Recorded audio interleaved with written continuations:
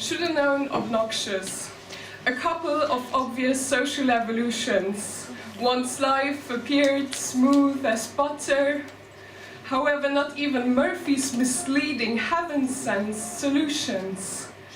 Nothing left but a harsh, misused, self-absorbed piece of clutter. Malicious, ambitious, prodigious, picturesque resolutions. Subtle but sidewalked, exposed, conventionally sentencing mutter. As I step down the bus coming home from work, I walk down the streets where the shadows lurk, foreigners sailed, just like that, and sometimes they even cross my path. Do I have to talk to them?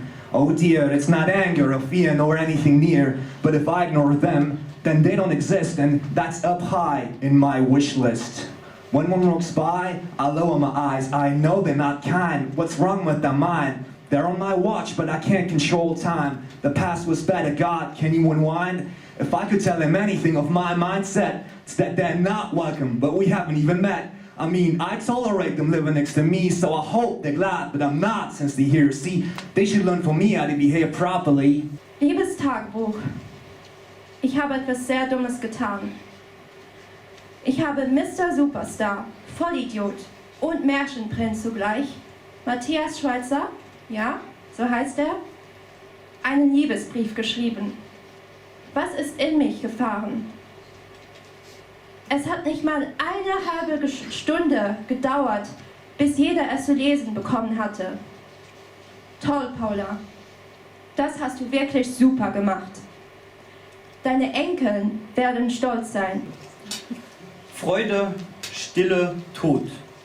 Klein Sebastian musste schon früh lernen, dass alles ein Ende hat. Ein tragisches Unglück trennte ihn von seiner Familie, seinen Freunden, seinem Leben. Alles geschah blitzschnell. Das rote Auto auf der nebelumschlungenen Landstraße kam aus dem Nichts. Es rammte das Familienauto von Klein Sebastian frontal. Alles lag in Schutt und Asche. Benzingeruch brannte in Sepps Nase. Schreie, Tränen und Schmerz erfüllten die Luft und zogen somit Sebastians Gedanken in einen träumerischen, traumatischen Bann. Er fiel in einen tiefen, unruhigen Schlaf, aus dem er so bald nicht mehr erwachen würde. Erst war alles dunkel, schwarz, pechschwarz. Doch dann kam Licht und Hoffnung auf. Everyone is somehow desperately looking for a tiny space to hide from their reality. Some find it at their home, some find it in places far away, and some in a person. But I don't see my full space anywhere. I see pieces of my space in every part of the world. It's the journey that's called my tiny space to hide. At home, I would just feel trapped. At my destination, I would also feel kind of stuck in this one place. But during the journey, I feel free. I feel like I belong to nowhere. I feel like I can go wherever I want. Feeling like human in nature, that's what I'm longing for all my life. Sie wussten längst nicht mehr, wie lange sie auf diesem Kampffeld waren. Für die einen fühlte es sich an wie einige Tage, andere glaubten schon Monate, wenn nicht Jahre darauf zu leben und sich dem Schicksal ergeben zu müssen. Männer waren zu sehen, soweit das Auge reichte, keine einzige Frau, deswegen war der Anblick, der sich den meisten von ihnen offenbarte, ein sehr eigenartiger. Der Mann, der sie als erster erblickt hatte, blieb stehen und schien wie verzaubert von der Schönheit der Frau zu sein. Sie kam ihm wie ein Engel vor, weiß gekleidet, helles, langes Haar und eine elfenhafte Statur.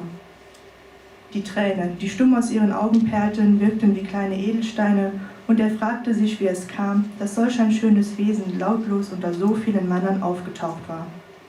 Instead of being what we truly can be, we end up being the words that define me. Then wonder why we end up so amazingly confused, when we have ourselves to a simple definition reduced.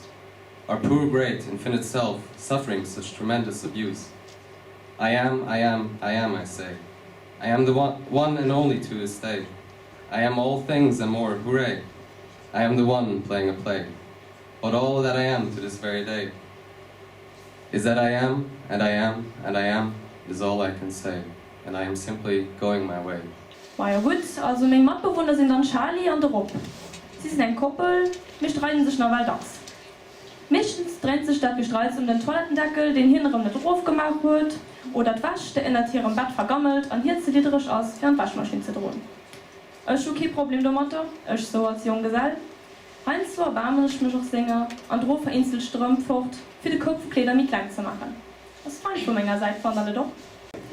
Du bist an dem goldenen Käfig angespart, weil den Kreditkarte sie fort angespart. Up and Downs wie kommende Givatronen, Akrophobie, als System mit Sänger verbunden, Allegorie. Heute Stars geht es nicht mehr um Frikun, die größte Gangsterin tun sie schick un.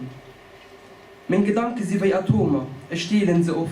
Es ist schlecht an der Mathe, weil es stehlen sie oft. Wir wollen Geld machen und profitieren, mir abgepasst, weil der Profit möchte das als deren. Es stimmt, mit diesem System ist es normal dumm zu gehen, kriegt das in Stimme, sie haben an Angst, stumm zu gehen. Linus fixiert das Walross an der gegenüberliegenden Wand.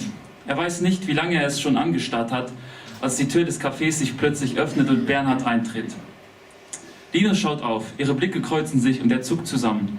Einem stockenden Uhrwerk gleich setzen sich seine Muskeln in Gang, um ein Lächeln auf seine Lippen zu befördern und die Hände zu einem mäßig festen Gruß nach vorne schnellen zu lassen, als Bernhard an seinen Tisch tritt.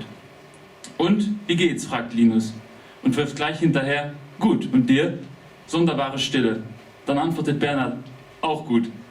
Linus nickt, setzt seine Tasse Tee an die Lippen und wendet sich von Bernhard ab, um gleich wieder in der Betrachtung des Walrosses zu versinken. Was machst du hier? Fragt Bernhard auf einmal. Linus lässt die Teetasse etwas zu hastig herabsinken. Warten. Auf wen? Linus tippt mit seinem Zeigefinger in unregelmäßigem Rhythmus gegen den Rand seiner Tasse Tee. Gordon. Bernhard nimmt gegenüber von Linus Platz und bestellt seinerseits ein Getränk. Linus öffnet den Mund, klappt ihn dann jedoch wieder zu.